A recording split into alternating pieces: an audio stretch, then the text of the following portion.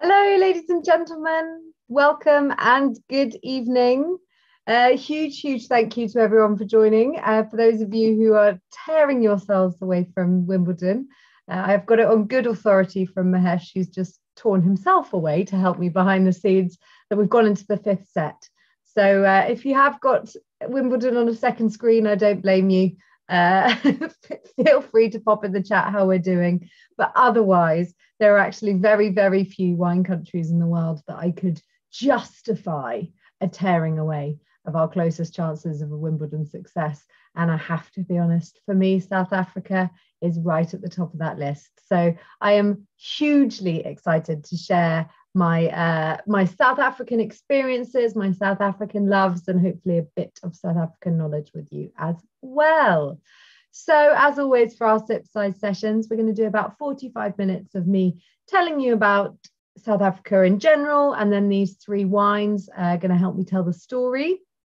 And then we're going to have 15 minutes for Q&A.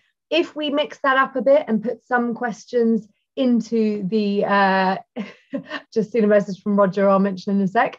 If we put some questions into the body of the evening as well, then please, that does help me. It's if you've got an imminent question, please ask it when you think it, because it might be a really pertinent thing I can answer there and then. So in the nature of that, please do, if you can, use the Q&A button for the questions. Mahesh is behind the scenes checking on those for me. And then you can use the chat. When you use the chat, please make sure you select everyone if you want everyone to see it. If you don't want everyone to see it and you want to just send something to myself or Mahesh, then you can select hosts and panelists. But otherwise, please do select everyone. Yes, and just lastly to mention, Roger said that he's leaving it sharp at 8 p.m. this evening, as Westminster politics is also too engaging. I will keep to time, Roger. Don't worry. I will be finishing up at 8 p.m. this evening. You might catch the end of the tennis or you'll catch the news. So without further ado, let's crack on. Let me just share my screen with you quickly. So you've got three wines this evening. If I'm really honest, I don't know if they do justice enough, in my opinion, to the country of South Africa, because I could have 30 wines here and we still wouldn't really work our way around all of the incredible wines on offer. So bear with me. Some of these wines I'm going to have to tell you about, and we'll just either send you some links tomorrow or please explore the South Africa offers coming up at the end of July. So this is a sort of introduction to get you up to speed with South Africa, and then hopefully you'll be able to shop better when the South Africa offer comes up later in the month. So I'm going to pop up a quick map of South Africa, and then I am going to take it down when we talk a bit of history. But I think it's important to show you, this is the entire of the country of South Africa, or sorry, I hope you can see my cursor, but it's really important to say that actually the production of South African wine is all based around this southern edge. And when we talk about weather a bit, I'll explain why. But when you go back to the history of the Cape, it does make more sense as well. So weather, climate, that is going to have an effect. We'll cover that later. But also winemaking here has gone on for a very long time. And it's because there are incredible vineyards and incredible winemaking potential all around the coast. So what that means is that wine's been made here since the 17th century. It's actually more of it's got an older continuous winemaking history than America, Australia, some South American areas as well. Essentially, it's a port, or it was a port. There were Dutch settlers here, which is why you see a lot of those beautiful buildings. But even before that, even before the Dutch fully settled, it was often a stop-off point. The Dutch settlers certainly turned it into the wine region we know and love today. But either way, it was a through route for travelers coming from Europe, and they would travel down past South Africa, and they'd have to do a stop off. And what do you do on your stop off? You collect some food and you collect some wine. So the wine styles are quite reflective of this, or it certainly were historically. So you needed hard wearing styles of wine. So you would have those port styles, fortified wines, fortified so that they didn't go off in the hull of the boat. And in particular, there's a very famous wine called Klein Constantia, I have a bottle downstairs and I'm not allowed to get it out. Apparently, it's my husband's favorite wine in the world. But I do have a bottle of Klein Constantia downstairs, which many of you may know is a very historic wine. We'll talk about Constantia, the place, or certainly the region, a little later on. But it was a famous wine of Napoleon's favorite wine, and he was exiled with many, many barrels of it. So these are very famous, sweet, unctuous wines. And there is, to this day, a very historic and important tradition around sweet wines and fortified wines in South Africa because of this port. More modern history is incredibly important when you're considering South Africa. It wasn't until 1993, 1994 that the country was allowed to export to the rest of the world. Up until that point, it was a government-owned vineyard and winery operation called the KWV, and they managed fair prices for grape growers, but it was almost one big cooperative. So there was very little price competition. There was very little sort of upping the standards. It was just a flat level of standard. So in 1993, 94, when finally exports were allowed and open to the rest of the world, we have apartheid ending, and essentially South Africa was out on the world stage. We suddenly the global wine scene was flooded with these reasonably decent quality, affordable wines, really pitched at the lower end of the market. So South Africa never really developed a sort of fine wine identity, and that has been growing. Fine wines in South Africa are unbearably affordable. They are such good value, and that's really just this sort of legacy period that we've had, where it's grown less organically, should we say, than other countries in the world. So it was halted almost. So all of these co-ops and big players, there are still some co-ops, but lots of them have reduced. You now have a lot of estate wines. We'll talk about what estate wine means in South Africa, because it's actually very important. Until 93 and 94, you couldn't put your name on the label if you'd bought your grapes anywhere else. It was all of part of this sort of controlling what was and wasn't allowed. So USA, Australia, Chile were allowing these big players, the Penfolds, etc., to grow and thrive. And South Africa hasn't had that. So it's a little bit late developing, but my goodness, it's hit its stride now, and the quality is exceptional. So affordable and exceptional is the way I would describe it.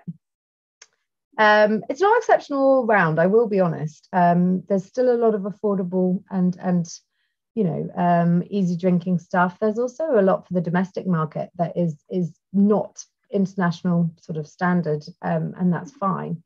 But there is still incredible value for money to be found, especially when you go above £15 in South Africa. It's like drinking £30-40 wines elsewhere, at least. But let me quickly touch on the weather, and then we're going to get onto the wines. It's worth mentioning really that I've mentioned viticulture is really only suitable along the coast.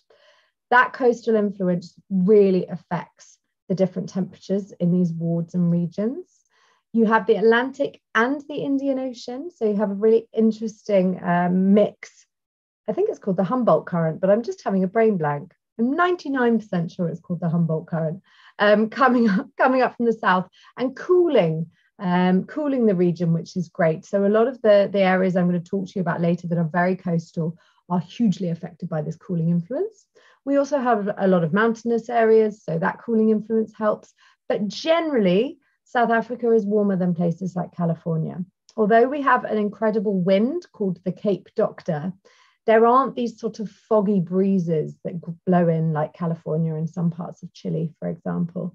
So the Cape Doctor is southeasterly, well, south-southeasterly. It's very dry. And what it actually does is it clears bad weather. So what you really have, sorry, John, the Humboldt is in South America. That's why I'm having a brain blank.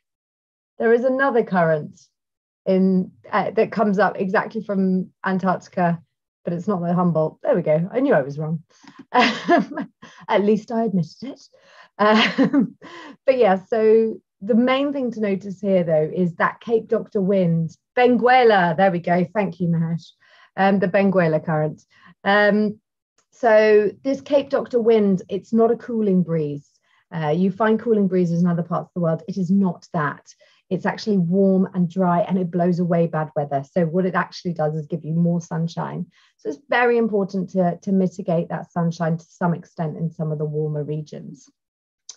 So let's talk about white grapes, and then we're going to talk about Lubanzi in a second. But I want to talk quickly about which white grapes to expect to see on in South Africa. Let's go to Chenin when we talk about it. So I'll quickly run you through some others first. I mentioned the sort of cheaper, easier drinking wines consumed on the domestic market. Colombard can often be used for that. Colombard, you can see though, not just domestically, you can see that exported as well. Not much of it is done. It is produced on the cheap. Lots of irrigation, getting the water in there, slightly dilute grapes for table wines, but it's grown en masse. Chardonnay, international. These are all, you'll notice, international grape varieties with a beautiful exception in a minute. But Chardonnay, they did not have very good clone material. So the plant material they used to have in South Africa was very poor. I think they had Pinot Noir from Switzerland and Chardonnay. I can't remember where the Chardonnay was from. But put it like this, the plant material they were dealing with was not the beautiful plant material that they were using in California or in Australia, for example, certainly modern years Australia. Now it's thriving, but they have had to do a lot of replanting of Chardonnay. Sauvignon Blanc is a real showstopper from South Africa. It's really good quality and great value. So last year, the last harvest in New Zealand was much lower. Many of you may have recalled. And one thing we were encouraging at the Wine Society was to buy South African Sauvignon Blanc, because South African and Chilean Sauvignon Blancs are really, really good quality. And again, the prices aren't too high, and they're made in quite a similar style. They've got that beautiful freshness. So I'll tell you where some of the good ones come from when we get down to the regions shortly. And Semillon. So there's some really, really good old vine Semillon. I see less of this exported than I would like. I saw a lot more of it when I was in South Africa. Some single variety, or cultivar as they call it there more commonly. So some single variety Semillon, yes, but also blended with Sauvignon to make Bordeaux blends. Yeah, less of that exported than I would like to see, because it is really delicious, but it is there. Riesling, there is some Riesling, and particularly in a place called Elgin. You have to get Riesling in the cooler areas in South Africa, otherwise the sun can give it that sort of petrol thing very early on, or that's the theory. And Muscats. So there's loads and loads of sweet wines. I mentioned them. We're actually having a Chenin-based sweet wine, but a lot of those very famous wines from the era of the travel and the boats, a lot of those are made from Muscat, including the very famous Klein Constantia wine. So lots of Muscats. But we're here to talk about Chenin. So Chenin, sometimes referred to as Steen in South Africa, apparently. I have never heard that used by a South African. So if you know of a South African that calls the Chenin Blanc grape variety Steen, please correct me. To this day, I've never heard. Maybe it's because I work in wine and I live in the UK. I don't know, but nobody's ever said it to me. The beautiful thing about Chenin is that you can make all sorts of styles of wine. And this isn't a Chenin masterclass, so I won't bang on too much. But to give you an idea, it has this incredible natural acidity. So with that, you can make a sparkling wine. You can make a dry, simple wine. You could make a dry, exceptional quality, super oaked, lees stirred, old vine, concentrated wine. You could make a sweet wine, as we've got at the end. So it has this incredible breadth. I'd argue the best breadth of types of wine any grape variety can make. Originally from the Loire Valley, and its most famous home, I would say, other than South Africa, is probably Vouvray in the Loire. So the Loire, much cooler, so tends to be quite a different fruit profile. The Loire Chenins are much greener. The ones from South Africa, more appley, more kind of yellow plum, those sorts of flavors. But that high acid is still very consistent in South Africa. And what's very good, as I've spoken a few times before, when you have long, warm growing seasons, there is a danger with white grapes that the acidity drops off, because it does tend to drop right at the end. As the sugars and phenolics start to accumulate, the acid drops. But luckily, because this already has a very high natural acidity, it can retain some of that freshness even in the warmest of climates. So it's kind of perfect for South Africa. Let's have a talk about this wine. Let's have a talk about this wine, because I think this is a really lovely example. This hasn't had too much intervention, let's say. In fact, I'd call this a low intervention wine. This is on the lighter and fruitier style of Chenin Blanc. There is all the way to the other ends, kind of old, aged. I mean, some Loire Chenins, we're actually selling some Loire Chenin Blanc on the Wine Society website at the moment from 1961. So it has got this incredible ability to age, again, that acidity. This is on the fresher style, designed to be drunk fresh, but it has got this incredible nose to it. So before I tell you about the wine, let's taste, because I'm conscious it's 7:15 and anybody tasting along with me. You might have bought this wine in a can. Mahesh has just told me he needs to save some of this. It's been very popular. So he's needing to save some of it for the offer at the end of the month. So this is coming off sale, but it's still available in cans. And I have to say, I have got about 24 of them in my garage. They are the best thing to take for picnics. You don't have to worry about glass. It does come with a stopper rather than you can just pull the stopper out, which is convenient for picnics. But I would say carrying some nice chilled cans in your picnic hamper over the summer and then being able to just crush those cans and recycle them, for me, is a no-brainer. So I'm so delighted Joe bought it in the can as well. It saved my bacon last summer, and I hope it'll save it again this summer. So this wine is, I was going to do a quick tasting first. I think for me, the lovely things that this wine does that is Chenin all over are you get a kind of wet straw, wet hay thing, which is gorgeous. Apple, plum, but all a kind of like very, not cooked fruit, but very, very present fruit. And then the really nice thing I find about Chenin is a little touch of honeydew melon and then floral. So for a, for a kind of under £10 wine, I've just listed 5 completely different aromas and flavors that I just get instantly from this, which I think is unbelievably impressive, if I'm honest. It's got some nice greenness to it. It's got lots of freshness, but it's also got that sweet honeydew aroma, even though the wine is going to be dry. So have a taste and then I'll talk to you about it.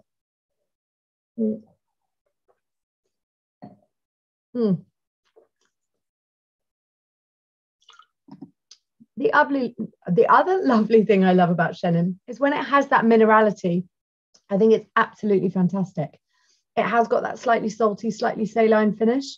Again, that adds complexity. It's got the fruit, it's got the savouriness. So it's got a lot of complexity for a £10 wine. Let me tell you about Lubanzi. I'll quickly show you if you can see it. I hate doing this. There's a little dog picture on the top.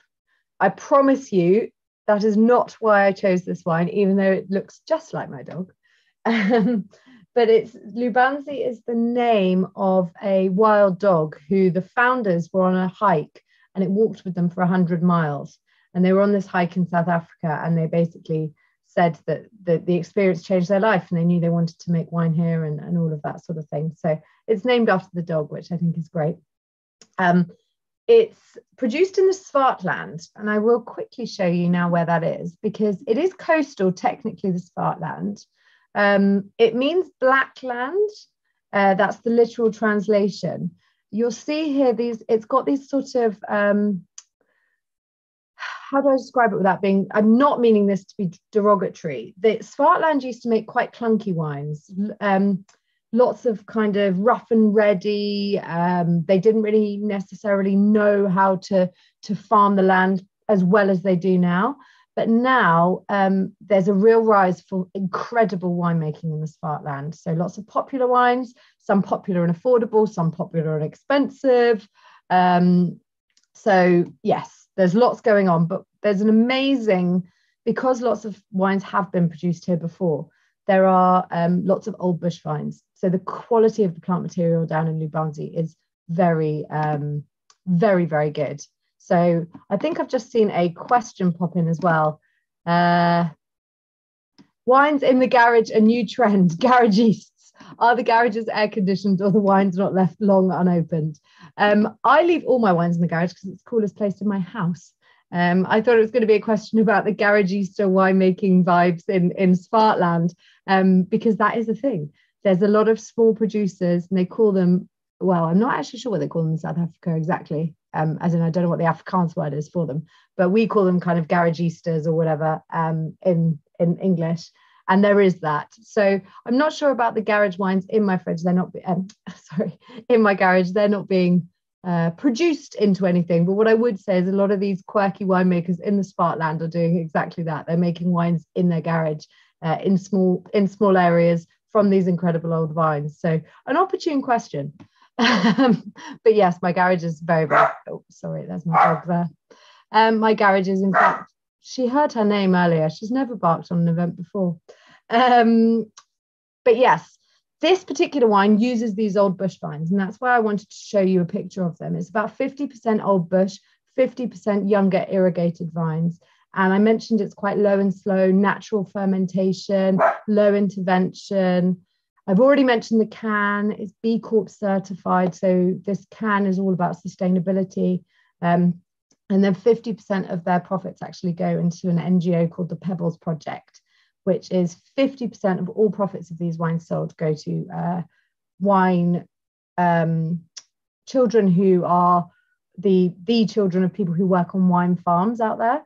And so all of these wine farmers who are tending the vines can put their children forward for the Pebbles Project. And it's an incredible NGO and it supports them going to school. So thought that was rather cool. And just because I promised I'd show you where it was, just going to try here. What's wrong with me? Why can't I find the Swartland? I'm having a real moment. Sorry, couldn't find my thing. So this, why am I being, I thought it was down here. I apologize. It's not on my map. It is, it's the pink one. Where's it gone? Oh, sorry. Sorry, I'm being a bit slow this evening. So you have the Swartland here up by Paarl. So we've got some river area. We've got some coastal influence. The most important thing about the Swartland, this black land, is that it's low lying, but the soil is dark. So you have to produce these quite intense wines. And it's not as cool as some of the other regions. It's relatively cool, but not as cool as some of the others. Sadly, I didn't get my way. I didn't manage to make it up to the Swartland when I visited, but it's on my next to-do list on my trip. So let's now talk about, okay, Roger said perhaps it's the smell of the diesel that James is bothered about. Don't worry, James, all the garage wines are perfectly sealed. Most of them are in boxes, some in crates, and there are no cars in my garage, so fear not. Just to clarify that. So I'm going to quickly talk about labels, and I'm going to talk about sort of some styles. The nice thing about South Africa is that there aren't really these labeling terms you have to learn, or there aren't these styles that are very confusing. Everything is relatively straightforward. In terms of an appellation system, they have something called the wine of origin. Most of the really small ones are well known, so it becomes a bit of a shame. I put a picture on my Instagram earlier of a ward within Stellenbosch, and I asked people if they could name it. And it's the equivalent of going to a very small appellation, I would say, in France. And I've had a couple of correct guesses, but really most people would know Stellenbosch. So if I said Banghoek to you, that wouldn't mean anything, but that's actually within Stellenbosch and is recognized. But really most people use the WO of the larger region. I think the more people get to know South Africa, the more that might change. But places like Stellenbosch have built such an incredible identity that I think those ones are going to find it a bit harder. It is varietally labeled. Now, that's the beauty of South Africa. So much like other places, California, I mean, even Germany and Alsace to an extent, the varietal labeling does let you know which grape variety is in the bottle. It's really rare to not find that. Even if it's a Cape blend, which I'll talk about in a moment, you'll still probably get a list of which grapes are in there. Even more likely, you might find the percentages. So they're very, very clear about which grapes are going into their wines. Estate wines are, I mentioned earlier, you can have estate on the bottle, but it means that you have to have grown and processed your own grapes and then bottled on site. And then let's talk about two quick styles of wine before we move on to the red grapes, which are Méthode Cap Classique. Really sad we don't have one of those here today, but MCC, as it's often affectionately known, is a sparkling wine from South Africa made in the traditional champagne method, or méthode traditionnelle, méthode champenoise, but it is called Méthode Cap Classique, so the Cape Classic method. Beautiful, beautiful wines, lots of champagne varieties as well, and sometimes some Chenin Blanc in there too, which is gorgeous, much like a Crémant de Loire, which would be or a Vouvray from Chenin. So those are beautiful wines. MCCs, do look out for them, Méthode Cap Classiques. The other style of wine worth noting, because there isn't much in the middle that has a name, you've really only got these two extremes, are the Noble Late Harvest. And if they say Noble Late Harvest on the label, they must be made from botrytized grapes. So sweet wines from botrytis. Again, I've mentioned it already, but things like your Klein Constantia. We've got some late botrytized fruit in here, but it's mainly late harvest as opposed to full botrytis. And I don't believe it says a natural sweet Chenin. So there we go. The Noble Late Harvest has to have that noble rot to it. So that will hopefully guide you through some of the labeling terms, but as I said, they're not complicated. It makes South Africa a really, really great country to explore because you really can easily navigate the wine list or the back of a label. So I'll quickly now mention the red varieties before we move on to probably the most interesting red grape in South Africa, in the sense that it's not really grown anywhere else. So traditionally, lots more white grapes were grown. I've already spoken about the sweet wines and the white wines and the sparkling wines, which obviously was quite a lot, but they also used to make a lot of sort of eau de vies and things like that. So white grapes generally for the production of most stuff they wanted to happen in South Africa were more common. Red grapes are on the up, so it's just, about 40% of plantings are now red. Cabernet Sauvignon is the one that's really taken the lead on that. So that is easily the most planted grape variety now, hasn't always been. Really following the trend and the popularity of that grape variety around the world. The wines from Cabernet in South Africa are very dense, very intense wines, usually, remembering they get lots of sunshine. So just bear that in mind. They are often, even if they're making a Bordeaux style, which you really have to salute some of them, they are making beautiful wines worthy of sort of Bordeaux-esque styles, but it's always going to be Bordeaux in a hot vintage, not Bordeaux in a cooler vintage. So that sunshine is recognizable in the juiciness of the fruit of the Cabernet Sauvignons from South Africa. Shiraz/Syrah. I don't know why I always do that to myself by saying them together. They're both produced. I know they're the same grape variety, but some producers certainly try and make a more European style, so Syrah, and others make a more sort of what's less, we don't like to use the terminology now, but New World style, Southern Hemisphere, I don't know what else you want to call it, but that style, that sort of Aussie Shiraz style, there are lots of producers also making that. So producer by producer, you'll find two quite different and marked styles of Syrah Shiraz. We'll talk about Pinotage in a second, but then I think the fourth most planted grape is Merlot after those. And I actually love the Merlot from South Africa. I think it's just the right amount of juicy fruit. They're often blending and putting it in with a bit of Cabernet, some Petit Verdot. And that brings me actually to talk quickly about Cape blends. So Cape blends are often Bordeaux blends or similar with some Pinotage in them. And Cape blends for me are one of the real joys of South Africa because they're often very complex from blending all of these grapes. They are really very good at now in the last sort of 15-20 years have become very good at oak usage. So they're not over oaking, they're using the right kinds of oak.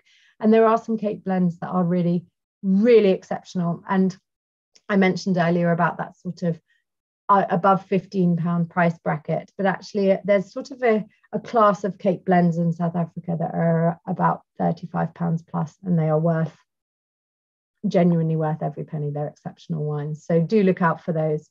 They're really great wines. So we'll talk about Pinotage. Pinotage goes into those Cape blends. It is the hero red grape of South Africa, although I've just told you that Cabernet is the most planted, and I think Syrah is still then more so than Pinotage. It's essentially a crossing of Pinot Noir and Sanso, and it was produced, and I say produced, at Stellenbosch University in the 1920s, because Pinot Noir only grows in some very, very particular places in South Africa. I'll mention some shortly, but you can't plant it everywhere. And they wanted a Pinot Noir of their own.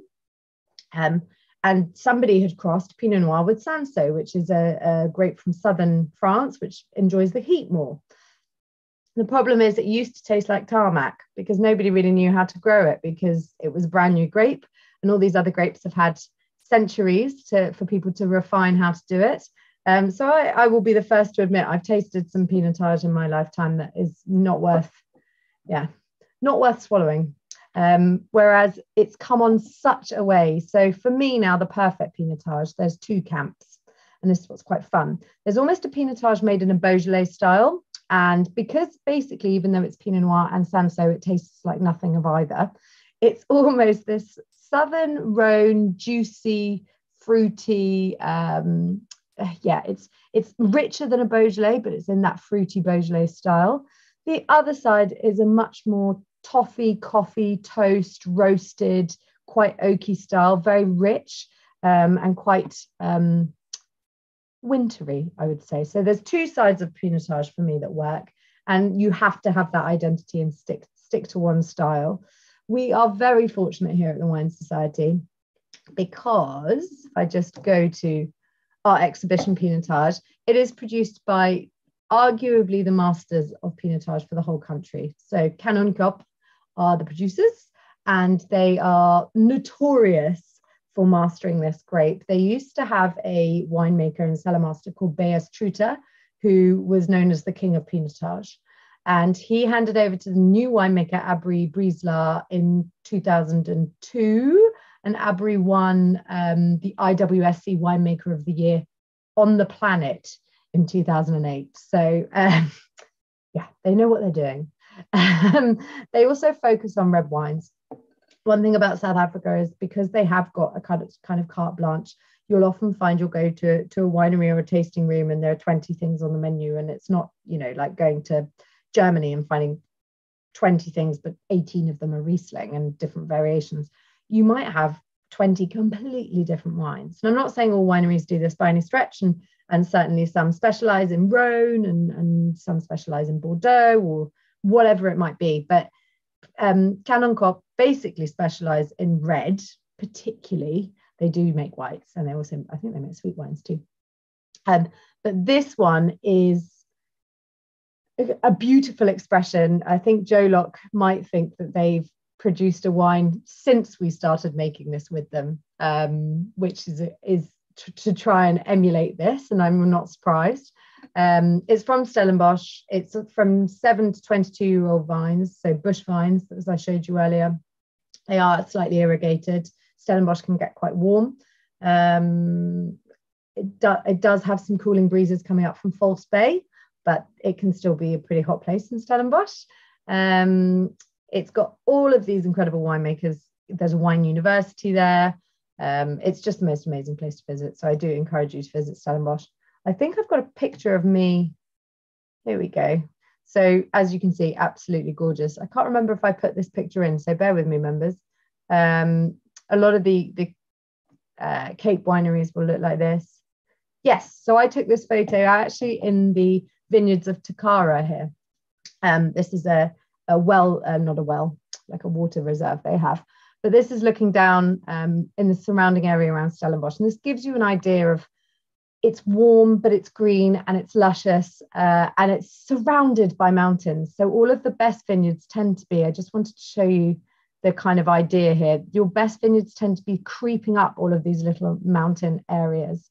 And that's how you can get this incredible freshness. So this particular wine is concrete fermented, punched down every 2 hours. They really want to get those skins in contact and draw out those tannins, but that amazing color and those anthocyanins as well. They leave it on the skins for about 3 days. I think it might be 3.5. And then they put it into oak barrels, French oak barrels, none of them brand new, but second and third fill. So they will still be imparting some of those lovely toasty notes, and French barrels for 12 months. So yes, I think I've just seen somebody say they like the exhibition Pinotage. So I'm really glad. Yes, the exhibition one is one of my faves too. I think it's such a good example. So I'm going to have a quick taste. Oh, Mahesh said that as well. Oh, Beck and Olaf have said, wow, that's amazing. I mean, if there was ever a wine to say to someone, tell me what this is, I don't think many people would have said Pinotage from the old style of Pinotage. This really is class. It's got that dark fruit. For me, it's kind of mulberry and those really amazing brambly fruits that you get in the UK around autumn time, with this slight sweetness, slight vanilla, but it's punchy as well. It's a bit of a knockout wine, this one, in the best possible way. So I'm going to have a taste.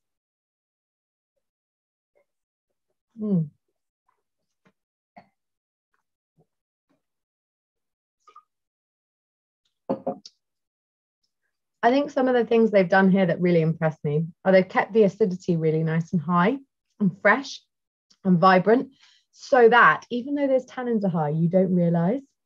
And it's got this beautiful tart currant. So the fruit doesn't feel jammy and overripe. And even though there is the sweetness from the vanilla and that beautiful kind of like rounding of the wine from the oak, I've got this tart berry thing in my mouth, which makes it so much fresher and so much fruitier and more appealing. And I think a lot of the Pinotages miss that part of it, and they mask the fruit too much, or all sorts of weird and wonderful things happen. But luckily South Africa is coming leaps and bounds on the Pinotage front, and this is a great example. And if you haven't tried it, it's fruits, it's sweet spices, it's soft tannins. So for me, it's lovely. Right, we're going to zoom around the notable other regions.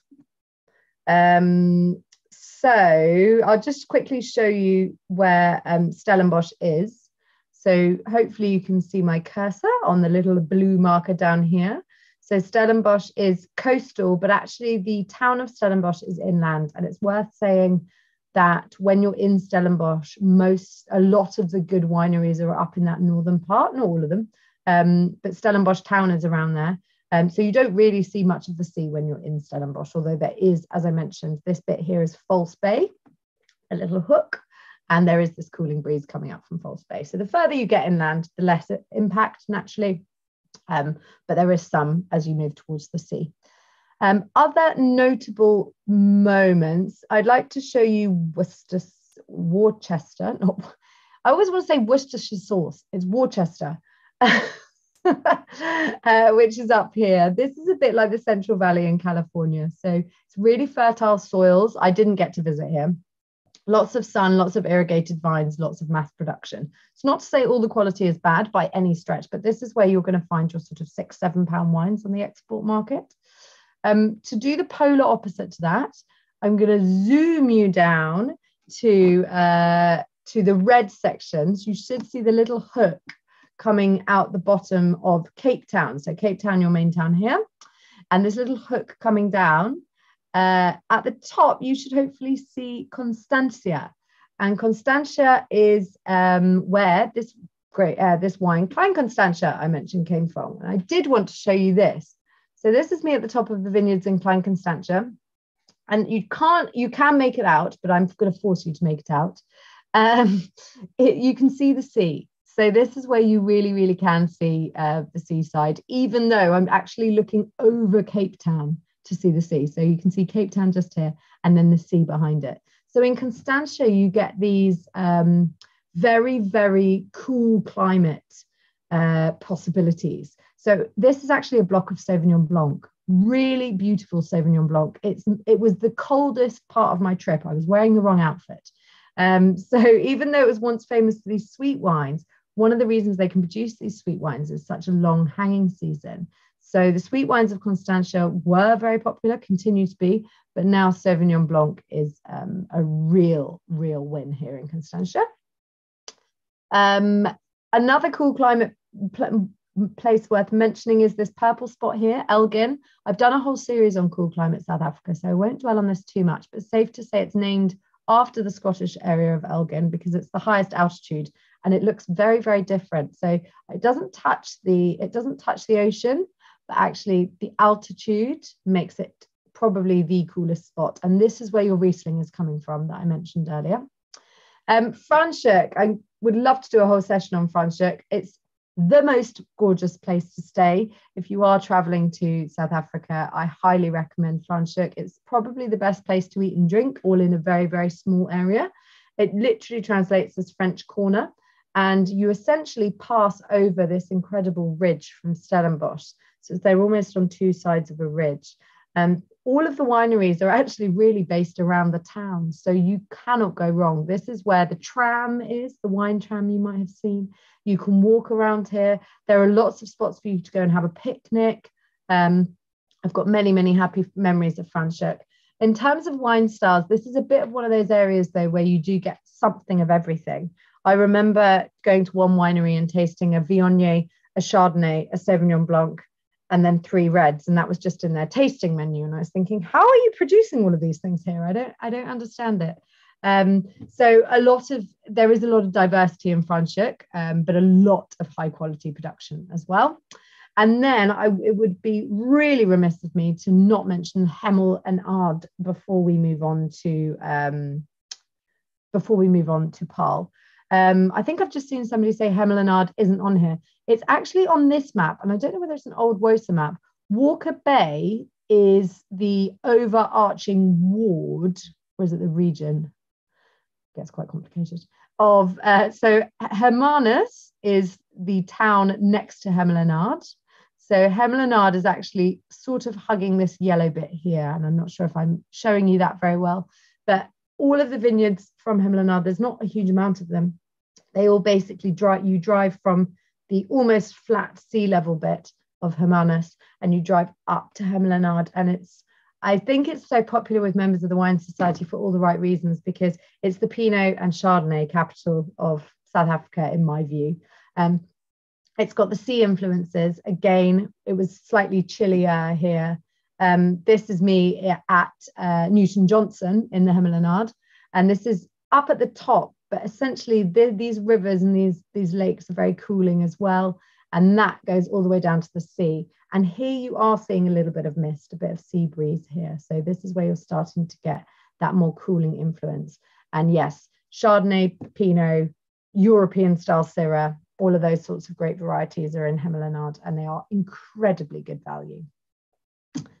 So, I don't know why those have circled. I apologize. That was an accident. But I'm just going to go to Paarl, which is, I'm going to go to that map, otherwise it's going to confuse everyone. So we're going to head to Paarl for our last wine and then finish up with a couple of questions. Paarl is this little peachy number here. Paarl next to Franschhoek Stellenbosch, so it's in good company, and it actually produces more wine than Stellenbosch. So even though Stellenbosch is the one you've heard of, Paarl is kind of their, how is a nice way to describe it? It's the churning heart and soul of that central part. One of the reasons is, and the main reason really, is that it was the most important area, give or take, in the KWV days. So it was relatively close to the towns, but it had really good soil that wasn't too hard to grow on, but not too easy to grow on. And so you find this kind of happy medium. It was very good at producing fortified wines, and it still is. So there is a lot of sherry produced, or sherry-like, you're not allowed to call it sherry, sherry-like wine produced here, which is quite amazing. And also botrytized wines. I know we've got a sweet wine, and sweet wine reigns supreme here, but botrytized wines as well. So I think I've got a couple of, so Paarl is it's just a complicated region. It's very large. It's got lots of, it says here, mesoclimates, and this is a WOSA slide, but I think it does a really, really good job of showing you. We've got some granite outcrops here, and the granite's going to affect how things grow. We've got other sort of, this looks like a bit more of a clay soil here. So lots of different mesoclimates, lots of different soil types. So actually a huge amount of styles. And this, as I mentioned, these are really where the sweet wines excel.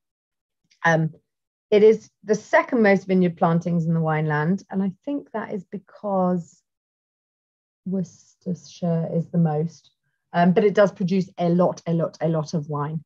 And this is a Chenin, and one of the best grapes from this region is Chenin. There's actually a lot of old vine Chenin in Paarl, so it's a really good place to buy affordable Chenin or botrytized and sweet Chenin like this. So this is an exclusive wine for the Wine Society. Sorry, I should have got it back up. Exclusive wine for the Wine Society. It is sold in half bottles, which we love in this house. It's called the Francophile, and that's because it's an ode, I think, to the Loire sweet wines. This is only it's actually 159 grams if we want to be really pedantic about it. It's 159 grams of residual sugar. So it's not on the super sweet side. I find it the perfect balance of being kind of refreshing and scrummy. The way they produce this, and then I'll tell you how we source it, because it's quite an amazing way, but I'll just quickly tell you how we produce it so you can taste it. It's whole bunch pressed, which gives you this really pure, incredible juice, but you can see the color of it. It's then settled, so you get this really bright, shiny juice. So after you take the juice off the settled heavy bits, after you've got all the whole bunch and all that, all the bits and pieces out, you then ferment it, but they've fermented it really cold and at a very slow pace. And they've really slowly drawn out the fermentation, which they then halt at about 9% alcohol. And that's what's giving you the 159 grams per litre of sugar, because it had a much higher potential alcohol. Now, how have they done that? How have they got 9% alcohol but left all that sugar in? They harvested these grapes really late, and that's where the incredible colour comes from. It's basically a wine made out of raisins in the best possible way. Not botrytized raisins. We haven't got the mould on here. I mentioned it's not got enough botrytized to call it a late noble wine. It's a sweet wine. What did I say the exact wording was? Natural sweet Chenin Blanc, exactly. So, it's also 11.5% on here. They've lied to me. 11.5, either way. To get 11.5 from 160 grams per litre, that's actually very good going. That's serious raisioning, because it makes 17 grams of residual sugar is 1% alcohol. So they could have potentially made a 21% alcohol wine with the amount of sugar that was in that, if that maths is correct. But let's give it a taste, and then I'll tell you who sources it for us and why.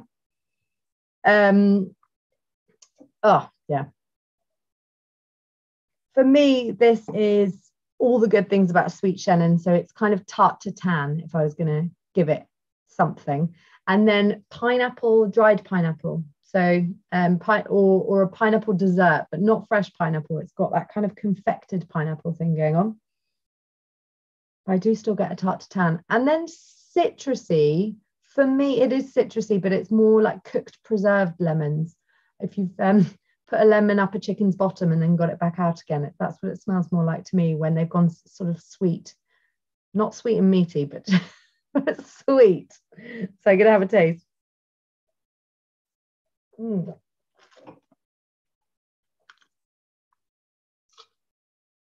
Just before I tasted it as well, I just got that tiny touch of hay and wet wool that I sometimes get from Chenin, which I didn't get when I was nosing it, strangely.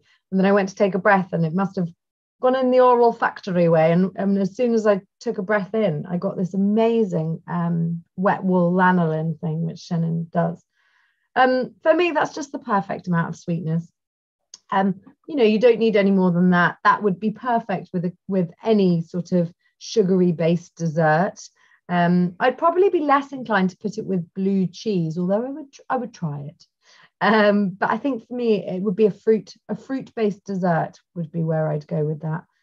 Or as an aperitif. And I have no doubt that some of the people that are doing that wine would like to have it as an aperitif, nice and chilled at the beginning of dinner. So 1 minute, I'll quickly tell you, I'm conscious of time.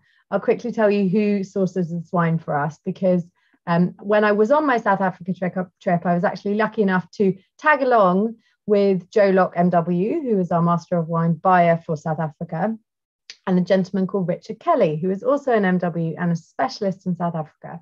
And when he lived in South Africa for many years, he was a wonderful guy and helped show us around. And he essentially has started a company called The Liberator, whereby he goes around to South African vineyards. And just in the nature of producing any wine in the world, but I'm sure no more or less in South Africa, you end up with parts that you want to blend, whether it's different grape varieties or whether it's different parcels. Or you heard me mention about the Lubanzi earlier. They blended 50% old vines and 50% young vines. When you're making that blend, inevitably sort of the off chops, the bits that don't quite make it into the blend but are still good quality, what do you do with them? And it seems so wasteful. So Richard Kelly has started an enterprise called The Liberator, and he's liberating wine from South Africa. And he imports some incredible wines, some of which are exclusive to the Wine Society, especially for us, and made in limited runs, just as the Francophile is. And then some of them are more universally distributed. They might be bigger parcels, or it might be a producer that said, actually, I'm not going to make as much of that wine this year because I'm doing this. Do you want it? So it's kind of a bit of an old negociant model, but he's doing an incredible job at it. And we're loving his Liberator wines. We've got one at the moment produced by Newton Johnson, which is the picture I just showed you, which is called God's Own Country. And it's a Grenache Syrah Mourvedre blend. And it is a staple in our house because it's such good wine. And they all have these quite quirky labels that Richard helps design. So yes, I hope you enjoy the Liberator wines. It's good fun. Sometimes we're allowed to know the producers, sometimes we're not. But I think that's part of the fun of it. What you do know is that somebody with an incredibly good palate and arguably one of the best knowledges of wine in South Africa has sourced it, especially for us. So I feel very privileged, and thank you, Richard. I'm going to have a quick look at the questions. So John, I hope that I answered your question about not seeing Hemel-en-Aarde on the map. It's just an oddity. It's part of the Walker Bay region, but it is now, because of its focus on Chardonnay and Pinot Noir, it's now getting such a big following in its own right. I mean, when I visited in 2017, and when you went on the map of Hemel-en-Aarde regional, guide, I think there were 5 main producers you could go and visit, and that was it, compared to 50 in Stellenbosch or Franschhoek. So it was sort of, there still aren't that many, but I think because the quality has been so high, it's it's kind of got a name for itself, but it's part of the Walker Bay appellation. It's just a very small part of it. And I should say you should visit the Walker Bay area and just do that coastal drive if anyone gets the chance to do the winelands. We did the winelands, we did Constantia, Cape Town, Stellenbosch, Franschhoek, Bot River, Hemel-en-Aarde, and then we drove back along the coastal road. And I can't recommend it enough. So John, I hope that answered that. James, will Franschhoek get a mention? I have to say, I don't think I mentioned it enough. So we'll just talk a little tiny bit more about Franschhoek.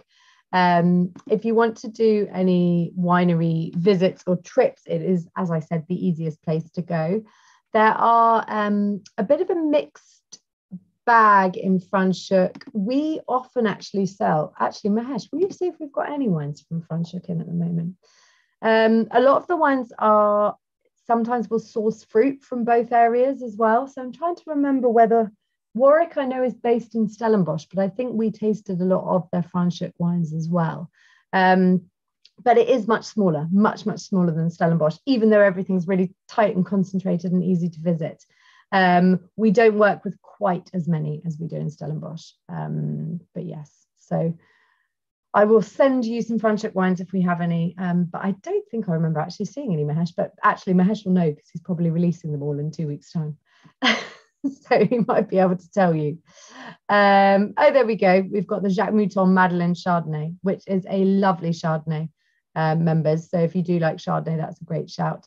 And as I mentioned, you tend to get a little bit of everything in Franschhoek, which is fun. And I've got some more questions coming in, but they're coming in on chat and both. Helen has asked, would it be possible to do a presentation on South African Bordeaux blends? I would absolutely love to. I'm in talks with a winery at the moment who specialise in Bordeaux, well, Bordeaux and Cape blends. So if I don't get the winery to do it, I'll do one myself, Helen, most definitely. Mark has asked when I visited South Africa, I think it was 2019. So it wasn't that long ago. No, it would have been before that. COVID messes with my brain. 2017, probably, I think. It was it was about 2 years before COVID. So yeah, 2017, 2018. We went March, April. I really recommend going at that time of year, but you will, we were lucky enough, obviously, depends when harvest falls and the timings, but members, if you are thinking about traveling, do factor that in, because often the sunniest and most glorious parts of the year are the times that you are, that they're going to be harvesting. So you do think about that when you visit, because you know, they might be less inclined to open the cellar door for you if they're in the middle of picking grapes. So just bear that in mind. And then I did see one more pop up, but I think I've lost it. James has said West and coastal South Africa is abundant with wineries. Why less so in the east and northeast geographies? I'm just going to quickly get the map up. Sorry, I've got a fly. So the west, oh, I see what you're saying. It's all to do with this cooling current mainly. So if I am, so as you get down towards Neisner here, somebody's just said the Francophile is great, tinned peaches. Couldn't agree more. It is that peach patisserie feeling for me. I feel like I'm in France. Maybe that's why it's called the Francophile. I'll ask Richard Kelly.